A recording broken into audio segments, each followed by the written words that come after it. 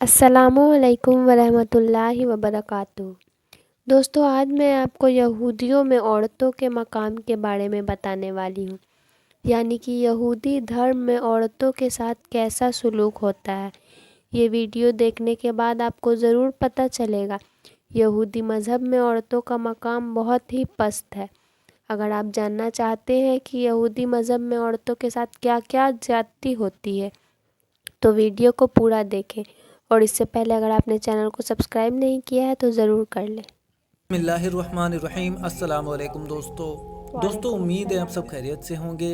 अल्लाह आप सबको ऐसे ही खुश रखे। दोस्तों, आज हम यहूदियत के जिस सियाह तरीन पहलू पर बात करने जा रहे हैं वो है यहूदियत में औरत का मकाम और उनके साथ बढ़ता जाने वाला रवैया। यहूदियत की माशरती निज़ाम पर अगर नज़र डाली जाए तो मालूम होता है कि उनके यहाँ औरत का मकाम निहायत ही पस्त है, और इसकी वजह औरत को लेकर यहूदियों का बुनियादी नज़रिया है, जिसके मुताबिक हव्वा ने आदम को ममनुआ फल खाने पर उकसाया और इसी वजह से वो दोनों जन्नत से निकाले गए। इसी गुनाह की पादाश में औरत को मर्द की गुलामी, हैज़ जैसी नापाकी और हमल के दर्द की सज़ा मिली। यहूदियत की मजहबी किताबों में ये बात वाज़ेह तौर पर दर्ज है कि औरत एक असली गुनाहगार है, जिसकी सज़ा में उसे हमल के दौरान बेतहाशा दर्द सहना पड़ता है, और इसी गुनाह की वजह से औरत हमेशा हमेशा के लिए मर्द की महकूमियत में दे दी गई है। यहूदी माशरे में औरत की हैसियत कुछ इन अल्फाज में बयान की जाती है: घोड़ा अच्छा हो या बुरा, उसे चाबुक लगाने की ज़रूरत है। इसी तरह औरत अच्छी हो या बुरी, उसे मार की ज़रूरत है।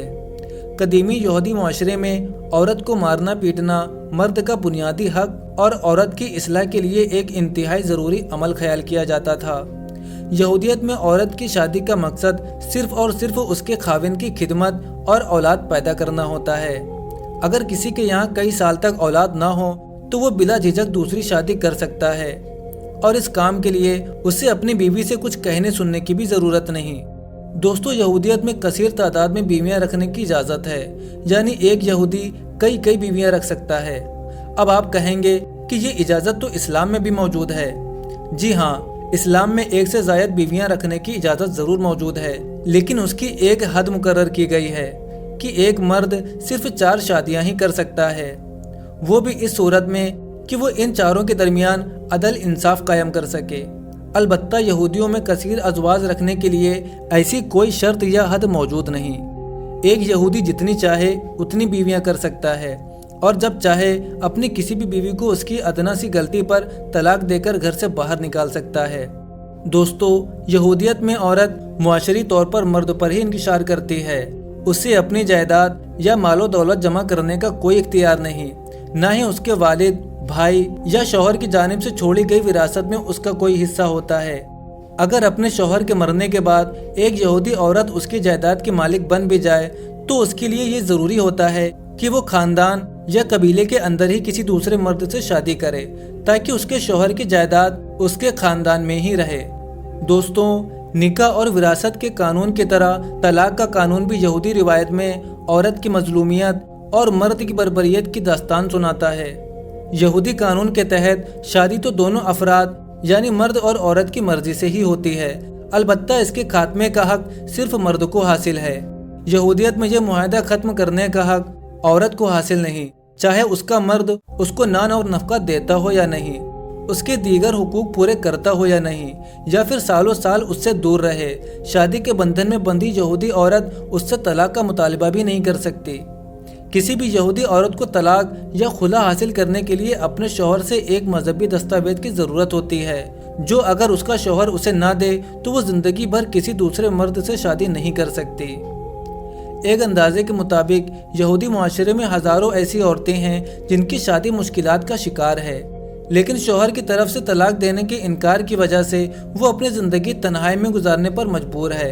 यहूदी माशरे में ऐसी औरतों को अगुनाह कहा जाता है, जिसका मतलब है जंजीरों में जकड़ी हुई औरतें। कदीम ज़माने में अगुनाह ऐसी खातून को कहा जाता था जिसका शौहर किसी जंग में जाता था और फिर वापस नहीं आता था, और उसके बारे में ये भी मालूम नहीं होता था कि वो जिंदा है या मर चुका है। ऐसी औरतें दूसरी शादी नहीं कर सकती थीं।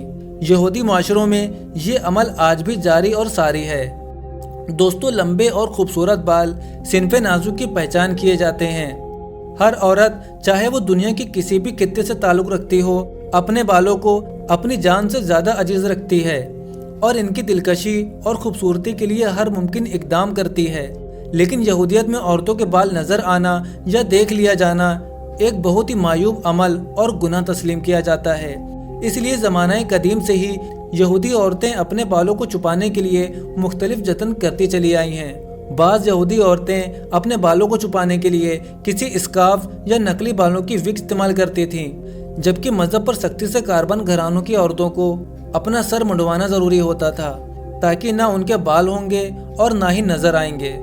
आज तमाम यहूदियों में तो नहीं, अलबत्ता इनके कट्टर फ़िरकों जैसे ऑर्थोडॉक्स और अल्ट्रा ऑर्थोडॉक्स यहूदियों में आज भी ख्वातीन अपने सर पर अस्तूरा लगवाकर इन्हें बालों से साफ कर देती हैं और इनकी जगह पर एक नकली बालों की विग अपने सर पर सजा लेती हैं।